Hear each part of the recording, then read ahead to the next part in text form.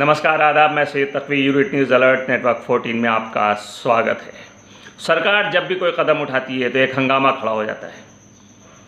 क्या विपक्षी पार्टियां इस इंतज़ार में रहती है कि सरकार कुछ करे और हम हंगामा करें, या सरकार इस इंतज़ार में रहती है कि हम ऐसा काम करेंगे जिस पर कोई हंगामा हो? जी हाँ, G20 के लोगों को लेकर के हंगामा शुरू हो गया। कांग्रेस ने कहा कि भारतीय जनता पार्टी यानी मोदी सरकार अपना प्रचार कर रही है। G20 शिखर सम्मेलन की मेज़बानी भारत करने जा रहा है और मंगलवार के दिन प्रधानमंत्री नरेंद्र मोदी ने G20 की अध्यक्षता का लोगो, थीम और वेबसाइट को लॉन्च किया। और उसके बाद कल बुधवार को कांग्रेस ने G20 के लोगों में कमल के फूल के इस्तेमाल को लेकर के भारतीय जनता पार्टी पर बड़ा हमला बोला। कांग्रेस ने कहा कि ये चौंकाने वाली बात है कि G20 के लोगों में भाजपा के चुनाव चिन्ह कमल का इस्तेमाल किया गया है। कांग्रेस ने कहा कि इससे साफ पता चलता है कि प्रधानमंत्री नरेंद्र मोदी और उनकी पार्टी खुद को बढ़ावा देने का कोई मौका गंवाना नहीं चाहती है। G20 के लोगों में बाकायदा कमल का फूल दर्शाया गया है। G20 शिखर सम्मेलन की मेज़बानी भारत करने जा रहा है और इसी वजह से प्रधानमंत्री नरेंद्र मोदी ने G20 की अध्यक्षता का लोगो, थीम और वेबसाइट को लॉन्च किया। और G20 में इस्तेमाल किए गए कमल के फूल पर कांग्रेस ने कड़ा एतराज़ जताया। कांग्रेस नेता जयराम रमेश ने कहा कि G20 का लोगो भी भाजपा का चुनाव चिन्ह बन गया है। जयराम रमेश ने कहा कि एक वैश्विक संगठन की मेज़बानी करने के लिए जारी लोगो पर कमल की फ़ोटो होना एक तरह की बेशर्मी है। यानी इस काम के लिए उन्होंने भारतीय जनता पार्टी के इस काम को बेशर्मी करार दिया है। जयराम रमेश ने ट्वीट करते हुए कहा कि 70 साल पहले जब जवाहरलाल नेहरू ने कांग्रेस के झंडे को भारत का झंडा बनाने के प्रस्ताव को खारिज कर दिया था और अब भारतीय जनता पार्टी अपना चुनाव चिन्ह G20 की अध्यक्षता का आधिकारिक लोगों में शामिल करके क्या बताना चाह रही है। उन्होंने कहा कि हमें पता था कि मोदी और भाजपा बेशर्मी से खुद को बढ़ावा देने का कोई मौका नहीं गंवाएंगे।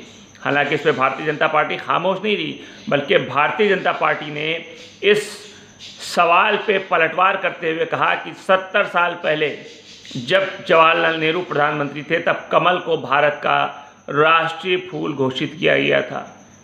उन्होंने कहा क्या वो भी आपको चौंकाने वाला लगता है? यानी उन्होंने कांग्रेस से सवाल किया कि क्या जवाहरलाल नेहरू द्वारा ये कदम उठाया जो गया था वो आपको चौंकाने वाला लगता है? उसके अलावा BTW और कांग्रेस सरकारों ने लगातार कमल के प्रतीक के साथ सिक्के, मुद्रा के जारी किए और अब राष्ट्रीय प्रतीक कमल के ऊपर आप सवाल खड़े कर रहे हैं। भाजपा ने कांग्रेस पार्टी से ये सवाल किया है। लेकिन अगर देखा जाए तो इस पर राजनीतिक विशेषज्ञ जो हैं या विश्लेषण करने वाले लोग जो हैं वो कुछ कांग्रेस के फेवर में कि हाँ कांग्रेस ने सवाल सही उठाया है, कुछ भारतीय जनता पार्टी के फेवर में कि नहीं, कमल के फूल का इस्तेमाल गलत नहीं है, क्योंकि तारीख में, इतिहास में कमल के फूल का इस्तेमाल पहले भी हुआ है। अगर तारीख उठा के देखें तो देश के क्रांतिकारी बहादुर शाह जफर, तात्या टोपे और वीर कुंवर सिंह, रानी लक्ष्मीबाई आदि ने सुनियोजित ढंग से क्रांति की तिथि 10 मई जब रखी थी तो रोटी और खिलता हुआ कमल को प्रतीक मानकर पूरे भारत में गुप्त ढंग से सूचना भेजी थी, जिसमें रोटी का अर्थ था कि हम सभी भारतीय अपनी रोटी मिल बांट कर खाएंगे और कमल का अर्थ था कि हम अपने देश को कमल के समान खिलते हुए देखना चाहेंगे। इसके अलावा भारतीय पासपोर्ट पर कमल के निशान को लेकर के बवाल मचा हुआ है।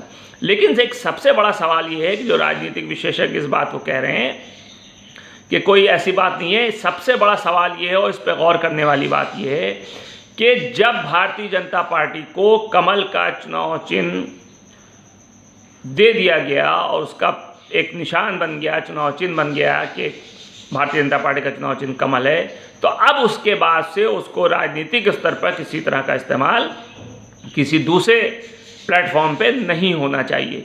जब जवाहरलाल नेहरू ने कमल को राष्ट्रीय फूल घोषित किया था या उससे पहले जो क्रांतिकारियों ने इस्तेमाल किया था या जो भी था, तो क्या उस वक्त भारतीय जनता पार्टी के पास कमल का चुनाव चिन्ह चुनाव प्रतीक के रूप में मौजूद था? नहीं था। तो इस पर हमें गौर करने की ज़रूरत है कि सरकार देश चला रही है और अंतर्राष्ट्रीय स्तर पर देश का प्रतिनिधित्व कर रही है। तो जब आप देश का रिप्रेजेंटेशन कर रहे हैं तो कोई ऐसा काम नहीं करना चाहिए कि जिसमें आपके विरोध में देश में ही आवाज़ उठने लगे, विदेश की बात तो दूर है। क्योंकि जब देश में ही आपके काम के खिलाफ आवाज़ उठेगी तो विदेश में आपकी छवि अच्छी नहीं होगी। सरकार को इस बात पर गौर करना चाहिए कि हम जब वैश्विक संगठन के साथ बैठ करके कोई काम करते हैं या वैश्विक संगठन के प्लेटफॉर्म पे जा करके भारत जैसे विशालकाय देश का हम प्रतिनिधित्व करते हैं, रिप्रेजेंटेशन करते हैं, तो वहाँ पे हमको हर तरह के डिस्प्यूट से दूर रहना चाहिए। यानी हर ऐसा काम करना चाहिए जो हर पार्टी, हर लोगों के द्वारा स्वीकार्य हो। G20 लोगों पे ये जो हंगामा मचा हुआ है, इसमें लोग अब राजनीति कर रहे हैं, जबकि ये राजनीति का विषय नहीं है, क्योंकि यहाँ पे बात देश के प्रतिनिधित्व की। हाँ, सरकार को इस बात का ज़रूर ध्यान रखना चाहिए कि कोई भी ऐसे अंतर्राष्ट्रीय स्तर पर जो देश के प्रतिनिधित्व वाली बात हो, उसमें अपने चुनाव चिन्ह का इस्तेमाल ना करें। एपिसोड अगर आपको पसंद आया हो तो लाइक, शेयर और सब्सक्राइब ज़रूर कीजिए। देखते रहिए यूनिट न्यूज़ अलर्ट नेटवर्क 14। मिलते हैं नेक्स्ट एपिसोड में, तब तक के लिए नमस्कार।